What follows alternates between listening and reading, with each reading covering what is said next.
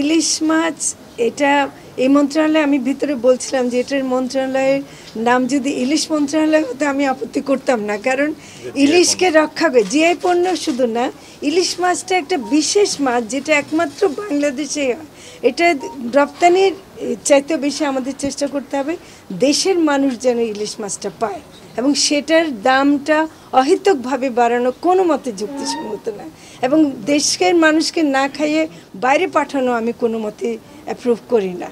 তো ফলে যদি সেটা রক্ষা করতে পারি, আমরা সবাই মিলে ইলিশ খেতে পারি, সেটা আমরা চেষ্টা করি। জীবন জীবিকা হিসেবে যে মানে হাঁস মুরগি পালনের মাধ্যমে ডিম দুধ সরবরাহ বাড়ানোটা আমাদের চেষ্টা করতে হবে।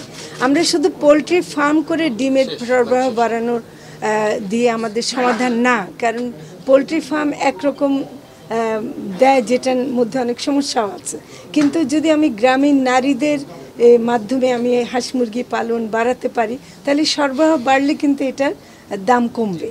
এবং প্রথম কথা হলো সরবরাহ বাড়ানো, নিরাপদ করা এবং এটাকে মানুষের কাছে সহজলভ্য করা। এবং আমি মনে করি যে যে দামগুলো বাড়ানো হয়েছিল, মাঝখানে ডিমের দাম বেড়ে গেছিলো। দেখেন, ডিমটা এমন একটা জিনিস, আজকে গার্মেন্টস শ্রমিকরা যদি জিজ্ঞেস করেন প্রথম পুষ্টির একটা ধাপ হচ্ছে ডিমটাই খায়। হ্যাঁ, একটা বাচ্চাকে আপনি পুষ্টি দিতে চাইলে ডিম দুধ দিতেই হবে।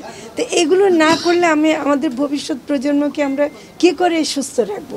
এখানে অনেক সিন্ডিকেট আছে অনেক লেভেলে, যেমন আমি একটা জায়গায় শুনছি যে শুধু চাঁদাবাজির কারণে দাম বেড়ে যায়, মানে হয়তো সরবরাহ যেখানে উৎপাদন হচ্ছে বাজার পর্যন্ত আসতে গিয়ে যে প্রসেসটা, তার মধ্যে অনেক জায়গায় কিন্তু অনেক পয়সা দিতে হয় যেটা পণ্যের দাম বাড়িয়ে দেয়। তো আমার মনে হয় যে সেই সব জায়গায় কিন্তু একটা মন্ত্রণালয় একা কাজ করতে পারবে না, এটা পরিকল্পনা মন্ত্রণালয়, অর্থ মন্ত্রণালয় সবাই মিলে করতে হবে।